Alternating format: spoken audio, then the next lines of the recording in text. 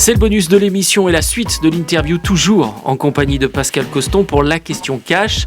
L'actualité des communes et des agglomérations est désormais marquée par le phénomène de dévitalisation des centralités urbaines et de la vacance commerciale.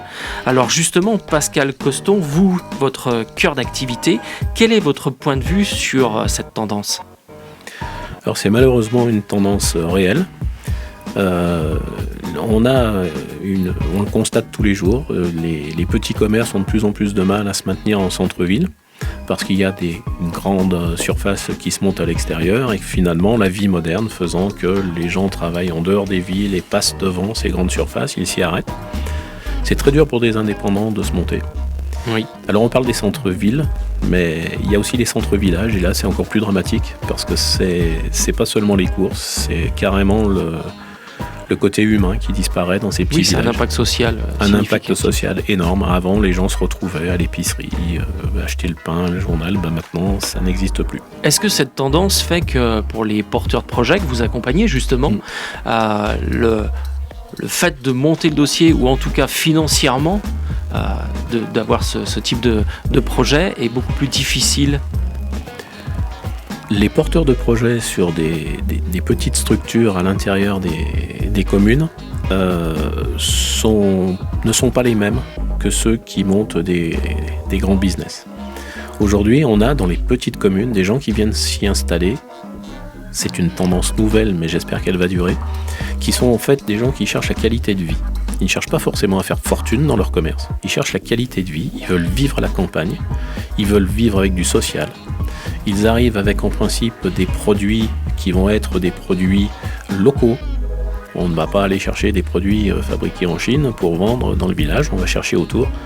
Et ça, c'est une tendance nouvelle, mais j'espère franchement qu'elle va aller vite. Moi, je suis très sensible à ça parce que je suis un petit élu dans ma petite commune et on en souffre, on n'a plus rien. Et il faut que des gens avec une nouvelle vision viennent nous voir dans nos campagnes, on y vit très bien. Maître Malon, un mot. Un mot, moi je suis un petit peu de votre avis et je pense que je suis plus optimiste pour les centres-villages que pour les centres-villes. Parce que je pense que va se développer à l'avenir, les gens vont de plus en plus travailler de là où ils veulent. Avec les nouvelles technologies, il y a de plus en plus, moi je vois à titre personnel dans mon étude, j'ai 2 personnes qui travaillent de chez elles, en milieu rural. C'est une qualité de vie et du coup ces personnes auront forcément tendance à vouloir faire leurs achats dans leur petit village, dans leur petite ville, ce qui ne sera pas le cas des urbains. Les centres-villes, à mon avis, alors justement, c'est ça. Alors en dévitalisation, mais globalement, si je vous écoute, Pascal Coston, sur les territoires urbains, en tout cas, c'est quoi ? Ce sera la place des grosses enseignes ? C'est déjà la place des grosses enseignes. Ceux qui résistent en centre-ville, ce sont des commerces très spécifiques. Ce sont des niches. On le voit à Saint-Étienne. Il n'y a que les niches qui. Donc l'avenir, qui c'est quoi ? C'est des espaces comme l'espace Style qui va s'implanter et s'ouvrir à Saint-Étienne. Et oui, parce qu'on retrouve tout dans un même lieu. On retrouve ça sur le chemin du retour du travail. On s'y arrête, on fait ses courses, on s'habille, on y mange et on rentre chez soi après. Alors que c'était pas ça il y a encore quelques décennies.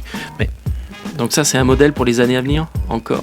C'est un modèle qu'on peut, si on est un peu nostalgique, qu'on peut regretter. Après, on peut voir le bon côté des choses en se disant ça va aussi créer des centaines d'emplois dans ces lieux-là où il n'y en avait pas forcément avant non plus. Mais c'est une tendance contre laquelle on a du mal à lutter, on ne peut pas. On ne peut pas, c'est vraiment, comme disait le maître, on est sur des marchés de niche. Une petite librairie très spécialisée va continuer de fonctionner à côté de la Fnac, c'est pas grave. La Fnac ne la gênera pas, ce sont ses clients qui vont pas à la Fnac. Mais s'il y a une grosse librairie qui se met à côté de la Fnac, je suis désolé de citer une marque, mais je crois qu'il faut que j'en cite 2 autres. J'en ai point qui me viennent à l'idée. Virgin. J'en ai une. C'est ça. Eh bien, c'est sur ces mots que s'achève l'interview. Merci Pascal Coston pour toutes vos réponses. Et à très bientôt pour parler de merci. À très bientôt.